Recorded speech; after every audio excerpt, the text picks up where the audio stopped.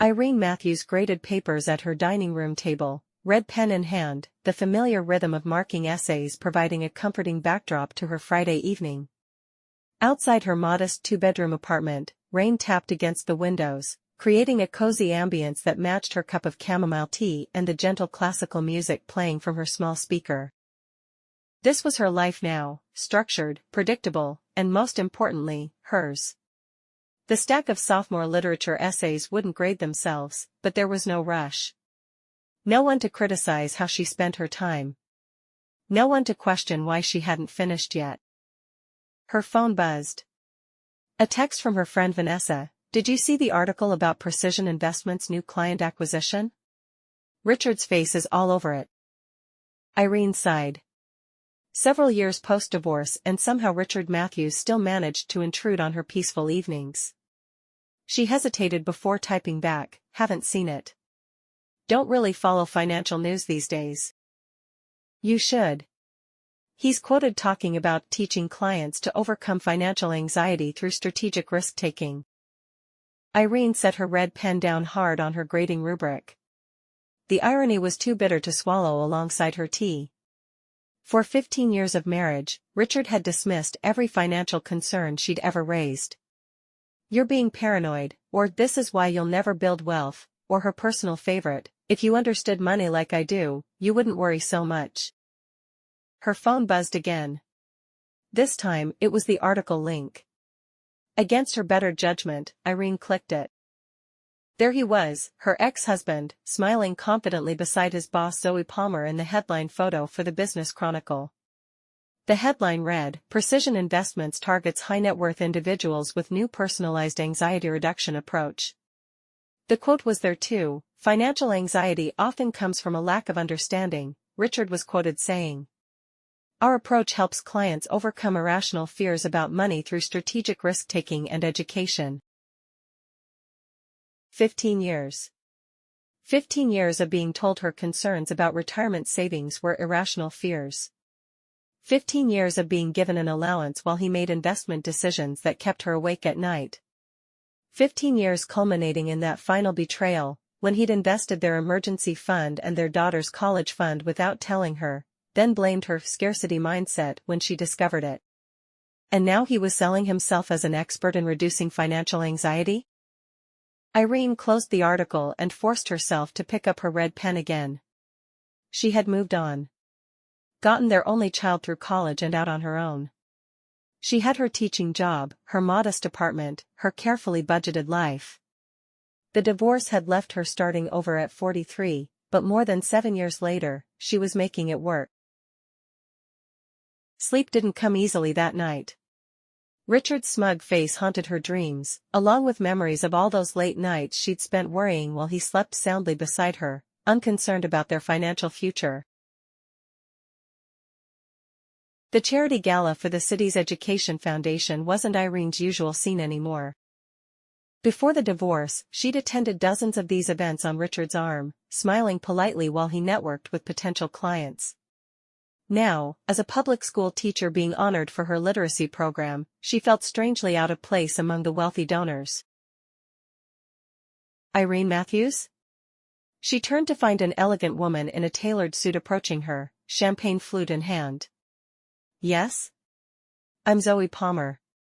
Your literacy program is impressive. The foundation briefed me on the results you're achieving with disadvantaged students." Irene recognized her immediately from the article photo, Richard's boss. "Thank you, Ms. Palmer.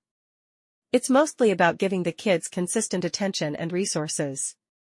Please, call me Zoe. And I understand resource allocation quite well." She smiled. "I do quite a lot of that at Precision Investments." Irene nearly choked on her sparkling water. "You're Richard Matthews' boss, yes." Zoe's smile didn't waver.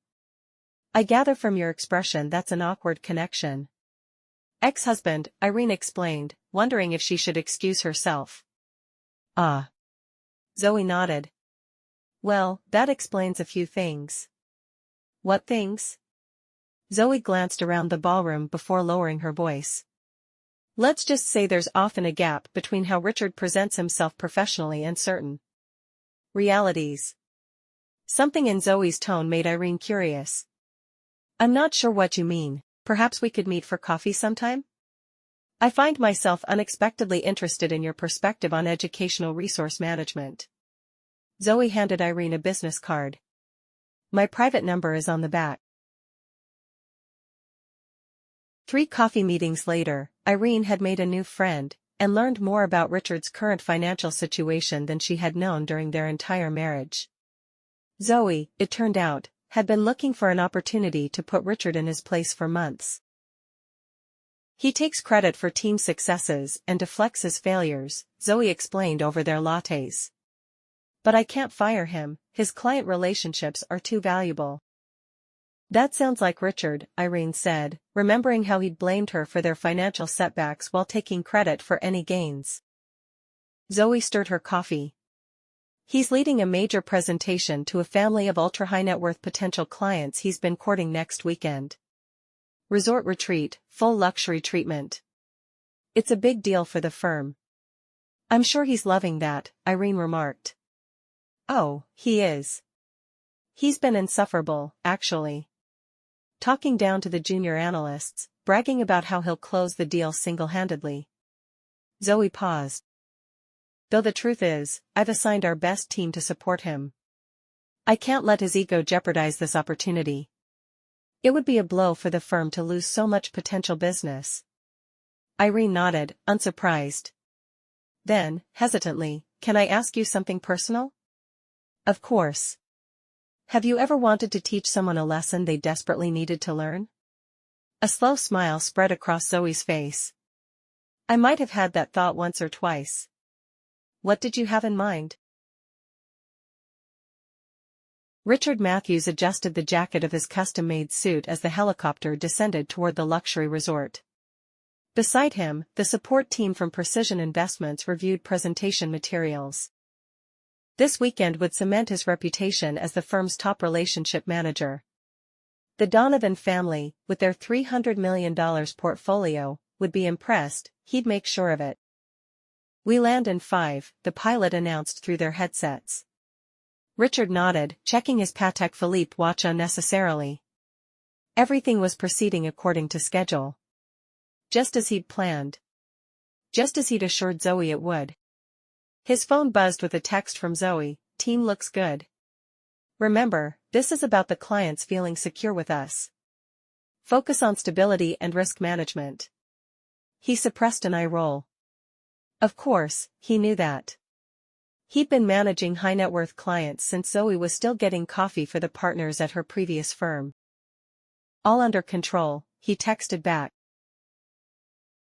The weekend proceeded flawlessly. Richard was at his charming best, guiding the Donovan family through Precision's approach to wealth management. He emphasized security while dangling the potential for higher returns, a balance he'd perfected over the years. By Sunday afternoon, the contracts were signed. The Donovan family would be transferring their considerable assets to Precision Investments, with Richard as their primary relationship manager. "Congratulations," said Timothy Donovan, the family patriarch, as they shook hands. "Your approach to managing financial anxiety while still pursuing growth resonated with us." Richard smiled. "That's exactly what we do best at Precision." On the helicopter ride back to the city, Richard allowed himself a moment of pure satisfaction. His team had performed adequately under his direction. The commission from this account alone would cover the annual taxes and upkeep on his vacation property in the Hamptons and a new sailboat. Life was good. He texted Zoe, "Mission accomplished." Donovan signed. "Full portfolio transfer." Her response came quickly, "Excellent work. Team effort pays off. We'll celebrate tomorrow evening at Lucille." "My treat." Richard smiled. Even Zoe had to acknowledge his success. Tomorrow, he'd be the toast of the firm. Monday morning began like any other. Richard's housekeeper had laid out his suit, his espresso machine had brewed his perfect Guatemalan roast, and his portfolio app showed healthy pre-market gains. He checked his personal bank accounts, still flush from the latest bonus, and mentally allocated funds for the new sailboat he'd been eyeing. The first hint that something was amiss came when he stopped for gas on the way to work and his credit card was declined. "Try again," he told the clerk impatiently. Declined again. Frowning, Richard pulled out another card. Same result. "System must be down," he muttered, paying with the emergency cash he kept in his wallet. At the office, congratulations flowed freely. The Donovan acquisition was big news, and Richard basked in the attention. By mid-morning, however, he noticed his phone buzzing more than usual with banking alerts. In between client calls, he checked his notifications and felt the first prickle of unease. His accounts were showing unusual activity flags. Attempts to log in through the app returned error messages about security holds. At lunch, he excused himself to call his private banker. "I'm sorry, Mr. Matthews, but I'm showing a regulatory hold on all your accounts," the banker said. "I don't have details on the reason, but it appears to have come through this morning." "That's impossible," Richard snapped. "I need access to my funds immediately. I have transactions pending." "I understand, sir, but my hands are tied until we receive clearance. The system notes indicate correspondence was sent to your home address regarding this matter." Richard ended the call, unsettled but not yet alarmed. Bureaucratic nonsense, surely. He'd have his lawyer sort it out. When Richard arrived home that evening, an official-looking envelope waited in his mailbox. The letterhead belonged to the Financial Regulatory Authority, and the contents chilled him to the bone: notice of asset freeze and investigation. Dear Mr. Matthews, this letter serves as notification that all assets under your name and control have been temporarily frozen pending investigation into potential irregularities in personal trading activities between 2020 to 2022. During this investigation period, you will have limited access to personal funds not exceeding basic living expenses. The letter continued with legal jargon and regulatory codes that seemed legitimate even to his experienced eye. Richard's hands trembled slightly as he reached for his phone to call his lawyer. No answer. He tried his accountant. Voicemail. A text from Zoe reminded him about their celebration dinner, table at Lucille at 8 p.m. Bringing the executive team to toast the Donovan success. Richard stared at the letter again. This had to be a mistake. But he couldn't miss the dinner, it would raise questions he wasn't prepared to answer. He would go to dinner, maintain appearances, and deal with this administrative error in the morning. Nothing to worry about. Just a glitch in the system. Lucille was the kind of restaurant where money was never mentioned but always present. From the rare vintage champagne Zoe ordered to the gold leaf garnishing the appetizers, everything whispered of exclusivity and wealth. Richard smiled and accepted congratulations from the executive team, all while feeling increasingly untethered. He'd tried 3 credit cards when stopping to buy antacids on the way to the restaurant, all declined. His banking app still showed error messages. The regulatory letter sat in his breast pocket like a weight. When the check arrived, Zoe raised her glass for a last toast. To Richard and the team, proof that when we work together, we can conquer even the most challenging clients. Everyone clinked glasses. Richard took a deep swig of his champagne, nearly emptying the flute. As promised, this celebration is on me, Zoe said, reaching for the check. You should let Richard get it with his new commission, joked one of the executives. Before Richard could form a response, Zoe smoothly interjected, nonsense. The firm is recognizing everyone's contribution tonight. The moment passed, but Richard felt sweat forming at his hairline. What if his commission payment was also frozen? What if the Donovan account was somehow connected to whatever was happening with his finances? He excused himself to the restroom, where he splashed cold water on his face and stared at his reflection. This couldn't be happening. Not to him. He was Richard Matthews, the man who had everything under control. By midnight, Richard was facing a reality he'd never imagined. His apartment building's management had called about his autopay failing. His backup credit cards were all showing as frozen. His investment accounts were inaccessible. Even his building's doorman had given him a strange look when he returned from dinner, as if somehow news of his financial troubles had already spread. He called his friend Derek, trying to keep the panic from his voice. "Need a favor, man. Having some building maintenance issues. Could I crash at your place tomorrow night? My building's doing unexpected maintenance." The lie came easily, but the reality was harder to swallow. For the first time in decades, Richard Matthews was facing financial uncertainty. Sleep evaded him. Every time he closed his eyes, he saw the regulatory letter. Heard his banker's apologetic voice. Remembered the declined credit cards.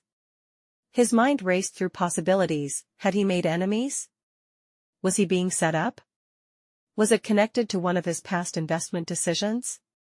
The irony wasn't lost on him. He, a wealth manager who prided himself on creating financial security for clients, couldn't access a penny of his own money. By Wednesday afternoon, Richard had exhausted his emergency cash. He'd been sleeping on Derek's couch for 2 nights, claiming his apartment was being treated for mold. His lawyer still hadn't returned his increasingly desperate calls. The bank continued to reference the regulatory hold whenever he called. He maintained his professional facade at work, but the strain was showing. He'd cancelled client lunches, claiming scheduling conflicts. He brought leftovers from Derek's refrigerator rather than buying lunch. He walked to work on Wednesday to save on transportation costs. For the first time in his adult life, Richard was counting pennies and worrying about how to pay for essentials. That evening, returning to Derek's apartment, he found an unmarked envelope had been slipped under the door. Inside was a simple note and a USB drive. "Richard, by now you've experienced 48 hours of what I lived with for 15 years, the constant anxiety of financial insecurity. Every purchase questioned. Every bill a source of stress. Every unexpected expense a potential disaster." The regulatory letter was fake. Your accounts were never frozen by any authority. But they were temporarily restricted through methods I won't detail. By the time you read this, access will be restored. However, while your accounts were frozen, I took the liberty of having a financial analyst friend review your actual investments. The report is on the enclosed drive. You'll find that your personal portfolio has been underperforming for years due to your own high-risk decisions you never disclosed during our divorce proceedings. You have enough to live comfortably, but not the fortune you've been pretending to have. Not the security you've been selling to clients while dismissing as anxiety in your own home. Consider this a lesson in empathy. The letter was signed, Irene. Richard plugged the USB drive into Derek's laptop with shaking hands. Spreadsheets and analysis documents populated the screen, revealing what he'd been avoiding for years. His personal investments had been consistently underperforming. The high-risk positions he'd taken had eroded his capital. The leveraged properties were underwater. The startup investments had failed. He wasn't broke, not even close. But he wasn't the financial genius he'd been pretended to be. He didn't have the cushion he'd been counting on. Richard closed the laptop and placed the note beside it. A strange sense of clarity washed over him. For 2 days, he'd experienced what Irene had felt for 15 years. The knot in his stomach when a payment might be declined. The mental calculations before every cash purchase. The shame of potential financial embarrassment. He checked his phone. Sure enough, his banking app was functioning again. His accounts were accessible. But the numbers didn't provide the comfort they once had. Now he saw them for what they were, less impressive than he'd pretended, more vulnerable than he'd admitted. 1 month later, Irene sat in her favorite coffee shop, grading midterm essays. Her red pen moved methodically across the papers, marking insights and suggestions in the margins. The rain outside created a soothing backdrop to the cafe's gentle hum. The bell above the door jingled. She didn't look up until a shadow fell across her table. Richard stood there, looking different somehow. The designer suit was gone, replaced by casual slacks and a simple button-down. The flashy watch was absent. "May I?" he asked, gesturing to the empty chair across from her. She hesitated, then nodded. He sat down, hands wrapped around a simple cup of coffee. "I deserved it," he said without preamble. Irene set her red pen down. "Yes. I've been thinking about what you wrote. About empathy." Richard stared into his coffee. "I never understood what it felt like for you. The worry. The uncertainty." "No, you didn't." "I'm selling the Hamptons property," he said. "And the boat I never should have bought." Irene raised an eyebrow but said nothing.